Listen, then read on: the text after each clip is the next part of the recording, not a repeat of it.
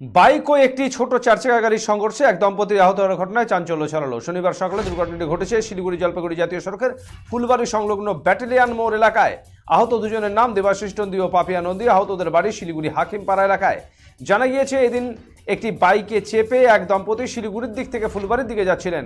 এই সময় একই রাস্তায় উল্টো দিক থেকে আসা একটি চারচাকার গাড়ির সঙ্গে বাইকের মুখোমুখি সংঘর্ষ হয়। এই ঘটনায় বাইকে থাকা দুজন রাস্তায় ছিটকে পড়ে যান। ঘটনায় দুজন গুরুতর জখম হন। ঘটনার পর স্থানীয়রা ছুটে এসে সহযোগিতার হাত বাড়িয়ে দেন। আহতদের উদ্ধার করে ফুলবাড়ি একটি বেসরকারি হাসপাতালে পাঠানো হয় তাদের। খবর পেয়ে ঘটনাস্থলে পৌঁছায় ফুলবাড়ি হাইওয়ে ট্রাফিক গার্ডের পুলিশ ও এনজেপি থানার পুলিশ। গাড়ি দুটিকে উদ্ধার করে গোটা ঘটনার তদন্ত শুরু করেছে পুলিশ।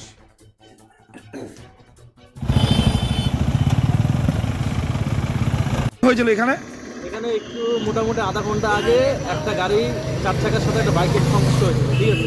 তো আহত হয়েছে দুইজন কি স্বামী স্ত্রী দুজনে আহত হয়েছে। দুইজনে আহত হয়েছে, তাদেরকে কোথায় নিয়ে যাওয়া হলো? তাহলে মহারাজের নার্সিংহোমে নিয়ে যাওয়া হয়েছে। আচ্ছা, তার নাম কি? ওর শ্বশুরের নাম খালি বলছে শ্যামল নন্দী। কোথায় বাড়ি? বাড়িতে কোথায় এটা বলে নেই। ওরা কয়জন ছিল গাড়ি? দুই স্বামী স্ত্রী ছিল।